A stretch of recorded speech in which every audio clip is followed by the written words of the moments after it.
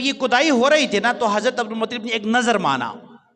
ان کا یا اللہ اگر یہ پانی یہاں سے نکل جاتا ہے نا زمزم کا جو پانی ہے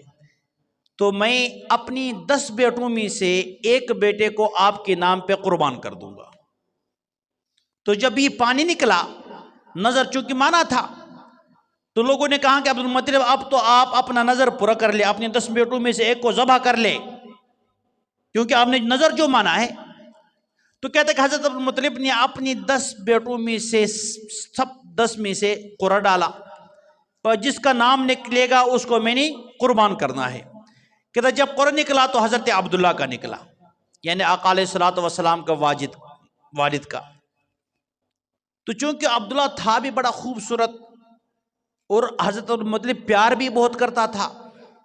آپ کی بہنیں رونے لگے، انہوں نے کہا ابو جی ہم نے یہ ہونے نہیں دینا، ہمارے بھائی کو آپ ذبح کرے، یہ نہیں ہو سکتا، ہم یہ گزارش کرتے ہیں کہ چلو نام تو نکلا ہے حضرت عبداللہ کا، اس کی جگہ پہ جو ہے آپ اونٹوں کے ساتھ بھی اس کا نام ڈالیں، ایک طرف اونٹ ایک طرف حضرت عبداللہ،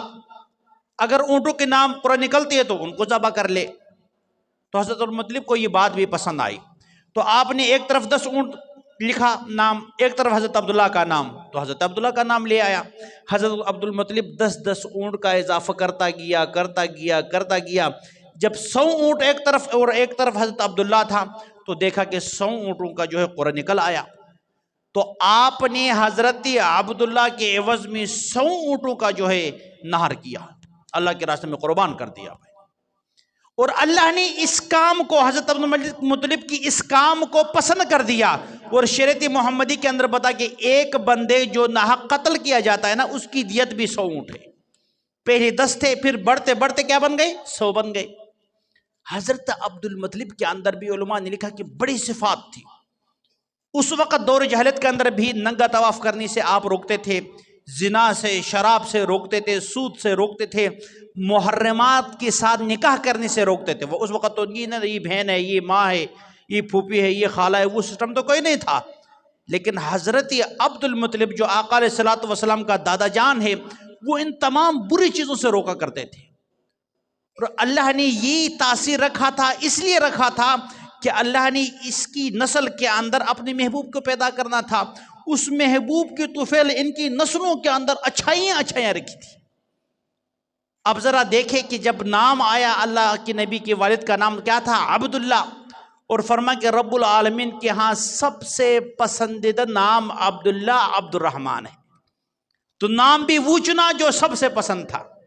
اور پھر اللہ نے اسی سے جناب محمد رسول اللہ صلی اللہ علیہ وسلم کو پیدا فرمایا۔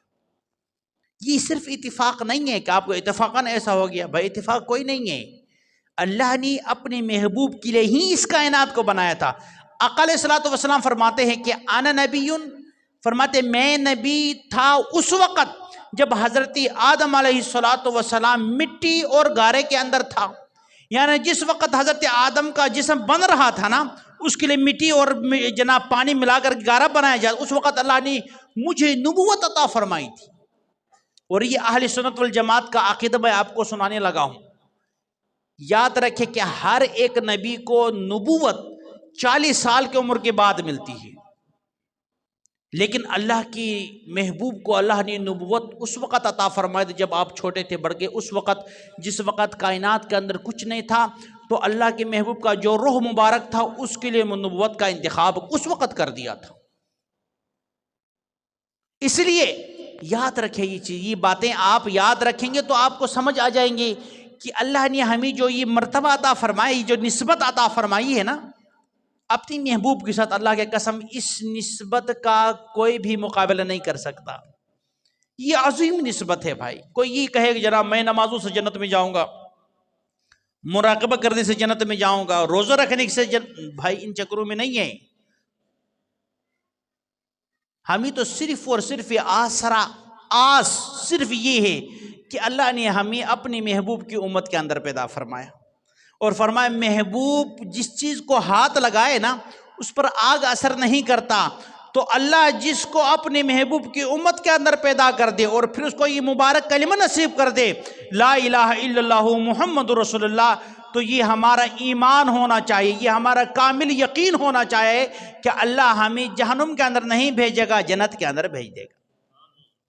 لیکن اس کے لیے ہمیں تھوڑا بھاگ دوڑ کرنا پڑے گا۔ یہ نہ ہو کہ ہاں چلو یہ ٹھیک ہو گیا بھائی، اللہ کے نبی کی امت کے اندر ہے، اب نہ کوئی نماز ہے، نہ کوئی روزہ ہے، نہ کوئی حج ہے، نہ کوئی زکوٰۃ ہے، نہ کوئی صدقہ خیرات ہے۔ نہیں، یہ تو ضروری ہے، یہ کرنا پڑے گا۔ اس کے بعد ان چیزوں سے جنت میں تو جاتا نہیں ہے، اس کے بعد کہنا یا اللہ تو اپنے محبوب کی خاطر ہماری مغفرت کر دے۔ یہ تو ہمارے طاقت کے اندر تھوڑا بہت تھا، وہ تو کر لیا، کچھ کمی بھی ہو گئی ہے، لیکن یا اللہ تو نے اپنے محبوب کو پیدا کیا جس کے لیے کائنات بنایا ہے، یا اللہ تو ہمیں اس کی طفیل جو ہے ہمیں ہمارے تمام گناہوں کو معاف کر کے جنت کے اندر اپنے محبوب کی رفاقت عطا فرما دے۔ اس لیے جب بھی دعا مانگنی ہے کہ تو اپنی حیثیت کو سامنے رکھ کے دعا مت مانگا کرے کہ ذرا مجھے کوئی 2 روپے نہیں دیتا، میں نے اتنے بڑی کیا ماننے۔ بھائی اس رب کی غنا کو، وہ غنی ذات ہے، وہ رحیم ہے، وہ کریم ہے، اس کو سامنے رکھتے ہوئے دعا مانگا کرے۔ اس لیے فرما جب بھی دعا مانگنی ہے جنت الفردوس سے نیچے دعا نہیں مانگنی، جو سب سے بلند جنت ہے، مرتبہ ہے نا، وہ مانگنی ہے اللہ سے۔ اگر آپ کا یقین اتنا کامل ہوگا تو بات بنے گی، اگر یقین کامل نہ ہو تو پھر بات نہیں بنتی۔ گناہگار تو ہم سارے ہیں، گناہوں سے کون خالی ہے؟ انسان کی فطرت کے اندر گناہ ہے، لیکن گناہ کے ساتھ اللہ سے امیدیں رکھنا، پھر صحیح راستے پہ آنے کی کوشش کرنا، یہی اسلام ہمیں سبق سکھاتا ہے، اور یہی اللہ کا نبی کا فرمان ہے۔ اس لیے اللہ نے اپنے محبوب کو تسلی دی بار بار صورتوں کے اندر کہ میرے محبوب اس مشکل کے بعد آسانی آنے والے، پریشان نہیں ہونا۔ یہ سبق مجھے اور آپ کو ہے کہ جو مشکلات ہمارے اوپر آتی ہے اس پہ ہم گھبرائے نہ، مایوس نہ ہوئے، بلکہ اس مشکل کے بعد اللہ ہمیں آسانی دے گا۔ ایک شاعر کہتا ہے اذ اشتدت بک البلوی ففکر فی علم نشرہ، اذ اشتدت بک البلوی ففکر فی علم نشرہ فعسر بین یسرین اذا فکرتہ ففرح۔ ناصر بھائی کہتا کیا کہا، ہمیں کچھ سمجھ نہیں آیا، اب میں آپ کو سمجھانے لگا ہوں۔ فرمایا اذ اشتدت بک البلوی، شاعر کہتا کہ جب تمہارے اوپر مصیبتیں بہت زیادہ آ جائے، شدت کے ساتھ مصیبتیں، بیماری آ گئے، فقر و فاقہ، پریشانی، فرمایا اذ اشتدت بک البلوی ففکر فی علم نشرہ، پھر آپ نے گھبرانا نہیں ہے بلکہ کیا کرنا ہے، ففکر فی علم نشرہ، سورہ علم نشرہ کے اندر آپ نے غور اور فکر کرنا ہے۔ جب ہم وہ دیکھیں گے تو کیا ہوگا، جب تم دیکھو گے سورہ علم نشرہ کے اندر تو پھر فعسر بین یسرین، وہاں آپ کو ملے گا ایک مشکل کے بعد 2 آسانی، ان مع العسر یسرا، ان مع العسر یسرا فاذا فرغت فانصب والى ربک فرغب۔ تو جب آپ سورہ علم نشرہ کو کھول کے دیکھو گے نا تو پھر وہاں آپ کو ملے گا فعسر بین یسرین، 2 مشکلوں کے بعد، بلکہ ایک مشکل کے بعد اللہ نے 2 آسانیاں دینا ہے۔ جب آپ یہ دیکھو گے تو پھر کیا کرو، ففرح، یا پھر جب آپ یہ دیکھو گے تو پھر آپ کو خوشی ہوگی کہ یہ مشکلات یہ عارضی ہے، اس مشکل کے بعد اللہ نے ہمیں آسانیاں دینا ہے۔ اس لیے میرے دوستو، ہم نے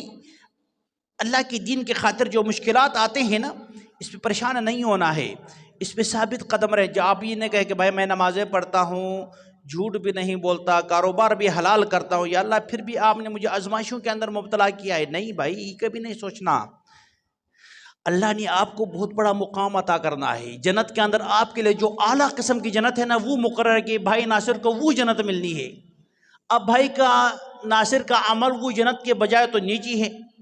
اب اس تک پہنچانے کے رب العالمین نے مختلف آزمائشوں کے اندر مبتلا کرنا ہے، بیماریاں لینا ہے، پریشانی آنی ہے، فقر و فاقہ آنا ہے، تو ان تکالیف کی وجہ سے اللہ نے اس مقام تک پہنچانا ہے جس مقام کا وہ مستحق تھا۔ اس لیے جو کچھ انسان پر ہوتا ہے یہ ہمارے بہتری کے لیے ہوتا ہے۔ اللہ کی قسم، وہ رب ہے، وہ کریم ہے، 70 ماؤں سے زیادہ محبت کرتا ہے، وہ ہمارے برائی کبھی نہیں سوچ سکتا۔ وہ تو ہمیں اپنے مخلوق بندے بندیاں بنانے کے بعد ہمارے اچھائی ہی سوچتا ہے۔ اس لیے آپ لوگوں نے ثابت قدم ہو کر کے نیک کام کر کے کوشش کرنی ہے۔ اللہ رب العزت سے دعا ہے کہ ہم سب کو سرکار دو عالم صلی اللہ علیہ وسلم کے پیارے تعلیمات پر عمل کرنے کی